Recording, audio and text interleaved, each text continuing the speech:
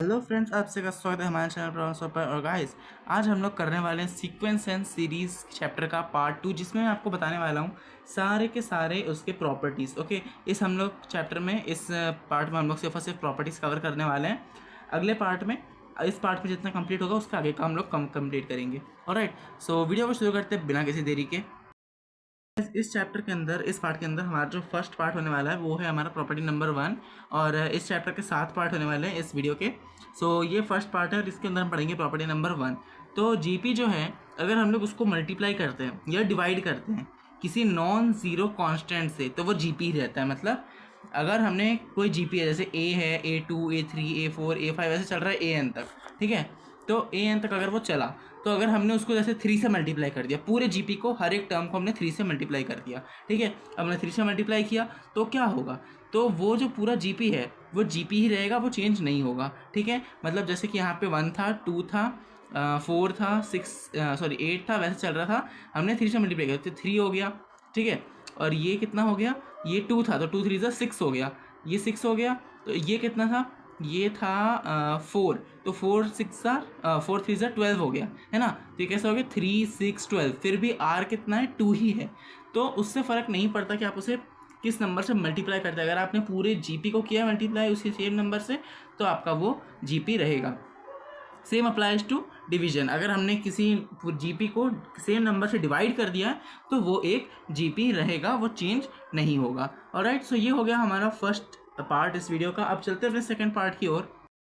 यहाँ पे आ चुका है अपने पास प्रॉपर्टी नंबर 2। अब प्रॉपर्टी नंबर 2 क्या है कि अगर हमने कोई जीपी लिया और उसका हमने रेसिप्रोकल कर दिया, जैसे कि ये है A1, A2, A3, A4 चलते चलते AN तक, इसका कॉमन रेशियो क्या था, R था। अगर हमने इस पूरे का रेसिप्रोकल कर दिया, यानी A का 1/A, A2 का 1/A2, A3 का 1/A3, A4 का 1/A4, AN का 1/AN, इस टाइप से हमने स्विच कर दिया, उल्टा कर दिया, है ना, रेसिप्रोकल कर दिया, तो भी वो एक जीपी रहेगा। ऑलराइट, और वो एक जीपी रहेगा और उसका जो कॉमन रेशियो होगा उसका भी रेसिप्रोकल हो जाएगा, यानी कि वो यहाँ पे R था तो यहाँ से वो 1/R हो जाएगा। ऑलराइट, सो ये हो गया अपना सेकंड पार्ट। और आप इन दोनों प्रॉपर्टीज़ को नोट भी कर सकते हैं एक एक करके। ऑलराइट, सो चलते हैं अपने अगले पार्ट की ओर। ये आ गया अपने पास अपना थर्ड प्रॉपर्टी। और थर्ड प्रॉपर्टी के अंदर क्या है कि अगर हर एक टर्म, एक जीपी का हर एक टर्म को हमने सेम पावर से मल्टीप्लाई किया, सेम पावर से इंक्रीज़ किया, तो उसका जो सीक्वेंस बनेगा बाद में वो भी एक जीपी होगा। यानी कि मैं क्या कहना चाह रहा हूँ कि जैसे ये एपी है, जीपी है, A2, A3, A4 करते करते AN तक, तो इसका कॉमन रेशियो R होगा। ऑलराइट, अब हमने इस पूरे को रेज किया K से, यानी एक्सपोनेंट हमने इसमें लगा दिया K, है ना, पावर इसकी हमने K से रेज किया इसको। तो ये क्या बनेगा, A की पावर K, A2 की पावर K, A3 की पावर K, A4 की पावर K, करते करते करते करते AN की पावर K, ऐसा आएगा, ठीक है। अब इसका कॉमन रेशियो क्या बनेगा फिर, R की पावर K, ठीक है। इसका R भी K से रेज हो जाएगा। ऑलराइट, सो ये हो गया अपने पास थर्ड प्रॉपर्टी। अब चलते हैं अपनी अगली प्रॉपर्टी की ओर।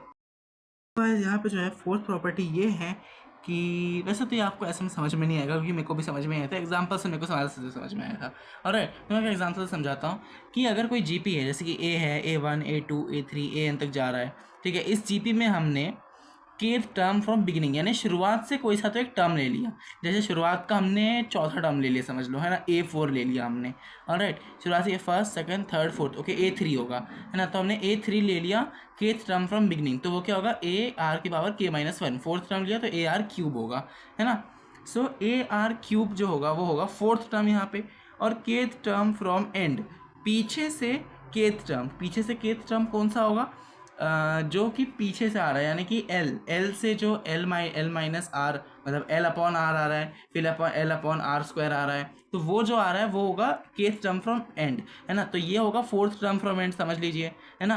तो अगर फोर्थ टर्म फ्रॉम बिगिनिंग है और फोर्थ टर्म फ्रॉम एंड है, तो ये जो दो टर्म होंगी, इन दोनों को जब हम मल्टीप्लाई करेंगे, है ना, यहाँ पे इस तरह से मल्टीप्लाई करेंगे, तो उसकी जो वैल्यू आएगी वो आएगी A/AN, यानी कि first term into last term उस जीपी का, है ना।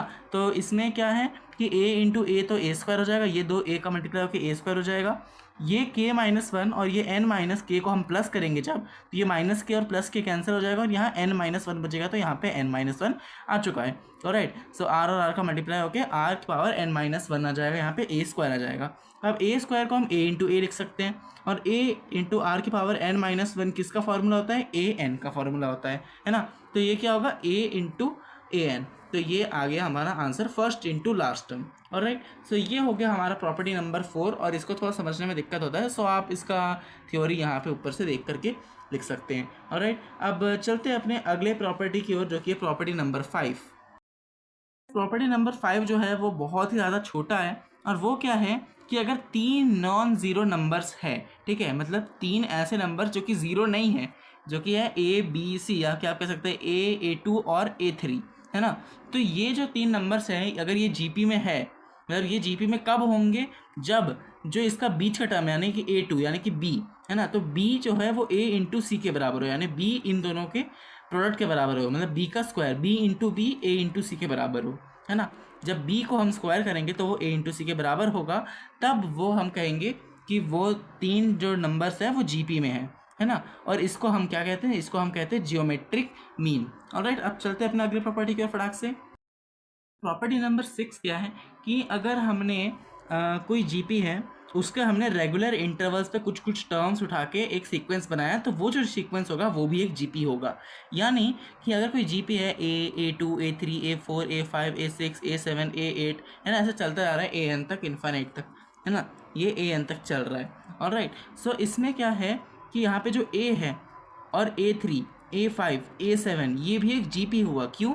क्योंकि इसमें R स्क्वायर के उसका फ़र्क होगा। क्यों? क्योंकि ये A होगा, ये AR स्क्वायर होगा, ये AR की पावर 4 होगा, ये AR की पावर 6 होगा। आप इसे निकाल के देख सकते हैं, है ना। और ये जो होगा इसमें भी R स्क्वायर का फ़र्क होगा कि A2 आ रहा है, फिर A4 आ रहा है, फिर A6 आ रहा है, फिर A8 आएगा जो कि यहाँ पे होगा कहीं पे, है ना। तो वो भी एक GP होगा, है ना। तो इसमें से आप कोई सा भी चूज़ कर सकते हैं। जैसे A आपने चूज़ किया तो आपने A4 चूज़ कर लिया, है ना, 2 छोड़ के।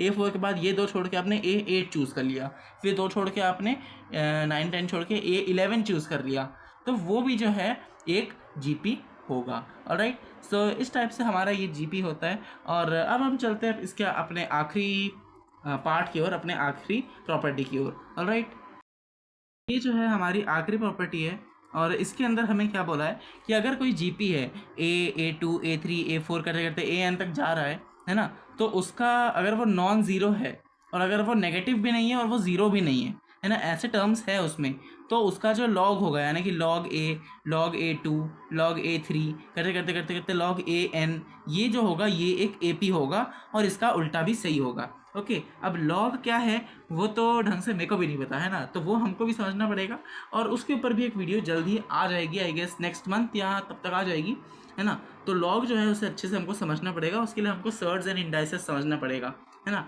और ये जो होता है सर्ट्स एंड इंडाइसेस, ये हमारा होता है गेस 8th या 9th चैप्टर में आपने पढ़ा होगा, है ना, मोस्ट प्रोबेबली आपने उस टाइम पे पढ़ा होगा। सो यही हमको समझना था इसमें। लॉग आप बस इस प्रॉपर्टी को याद कर लीजिए, इसे अप्लाई करने की हमें कोई ज़रूरत नहीं है फिलहाल। ऑलराइट, तो गाइस मैं आपको मिलता हूँ अगली वीडियो में, तब तक के लिए गुड बाय।